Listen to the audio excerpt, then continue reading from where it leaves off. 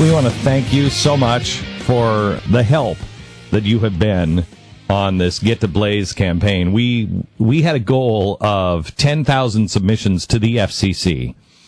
This is not some, campaign drive of, hey, put your name on this list, and that you become really just a mailing list. That's all that really is. Hey, you know what we need to do? We need to have a bunch of people sign this petition. They're trying to get your email address. What we've asked you to do is, could you please sign this petition for the FCC? This is a government document. And this goes into the record on the Comcast Time Warner merger. And yesterday, or day before yesterday, we told you that the FCC was having public hearings, and nobody thought 10,000 signatures could be had on this FCC. And we even talked about it. We're like, it's putting your name not on a list like us. It's putting your name to the FCC and saying, hey, we disagree with this.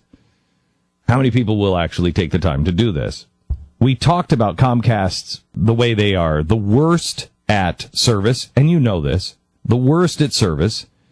They're merging, or want to merge, with number 2 now, so to speak, Time Warner Cable, which that would make them now this gigantic behemoth. And if you think your rates are going to go down, you're sadly mistaken. If you think your choices are going to become more, you're sadly mistaken.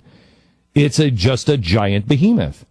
Yesterday, we told you that Comcast has made the largest lobbying team in the history of America. That's pretty significant. They're trying to get this merger approved, and they're trying to jam it down everybody's throat, and they're not afraid. Here's why. Today, I want to tell you about the executive management team of Comcast. Comcast has 2 really important Obama cronies working to get the merger approved. First is CEO Brian Roberts. He's an Obama golfing buddy whose political giving is 90% Democrat. He's the CEO.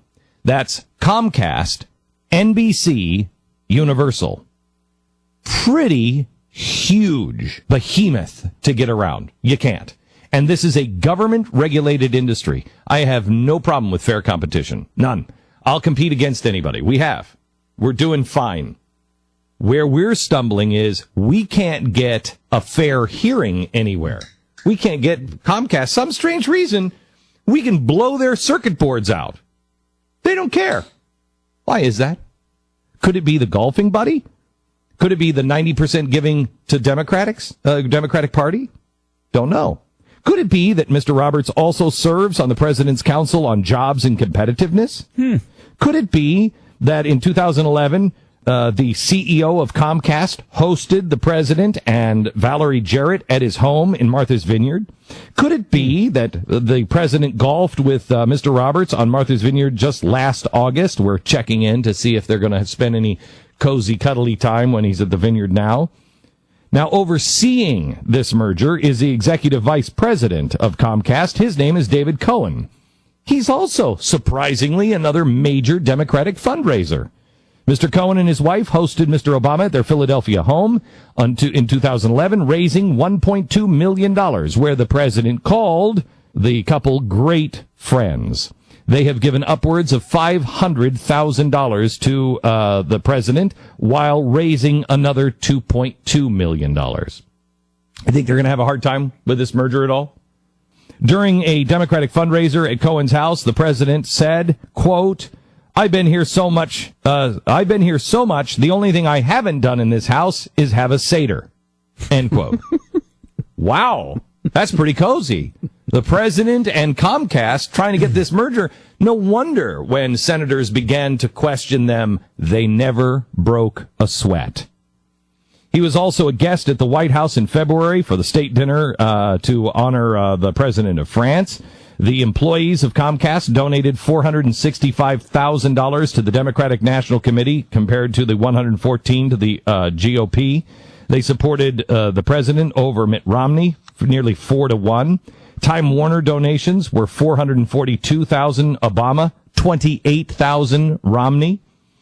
The president publicly stated, we're going to punish our enemies and reward our friends.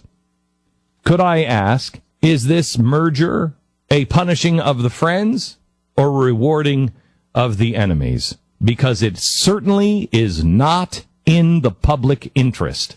When Comcast and Time Warner can put on Al Jazeera, a channel that nobody wants, literally nobody is watching, one that is aiding and abetting the enemies of the United States of America, and then block a cable channel like The Blaze that people by the thousands have called, and we know. What's happening here? What is happening here?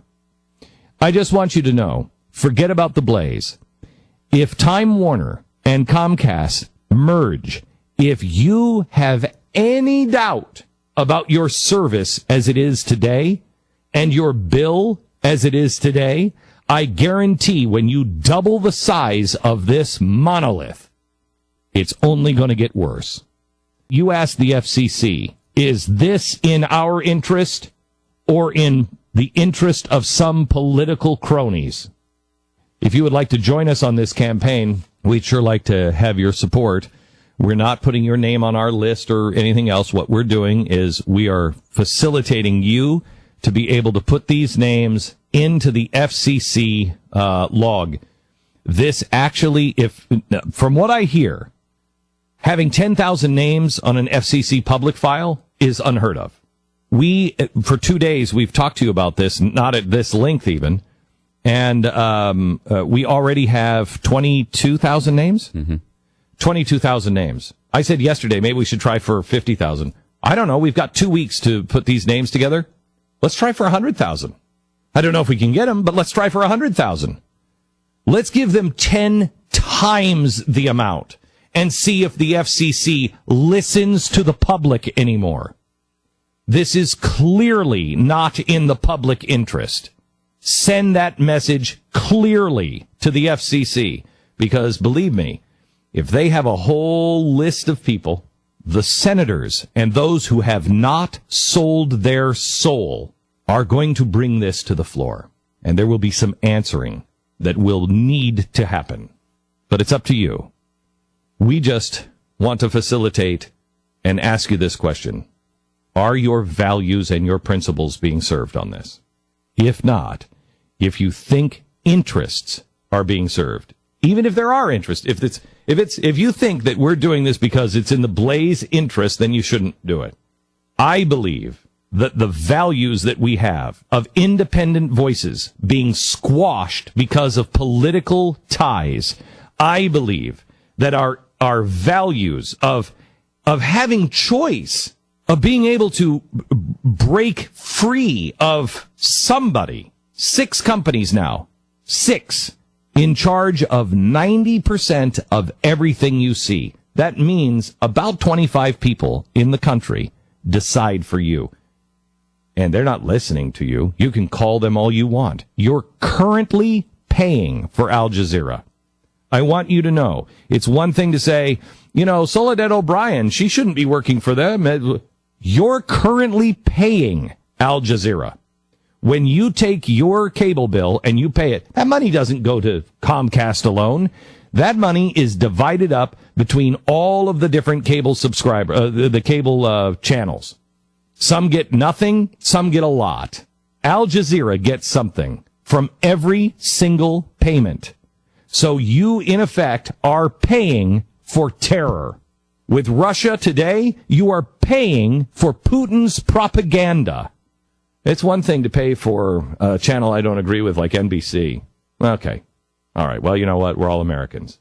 Russia today, you're paying for it. Al Jazeera, you're paying for it. If you'd like that to maybe be looked at and stopped and somebody being able to listen to you because they're not listening to the free market, nobody's watching those channels and they won't cancel them.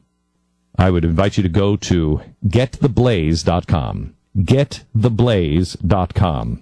And stand with us, if you will.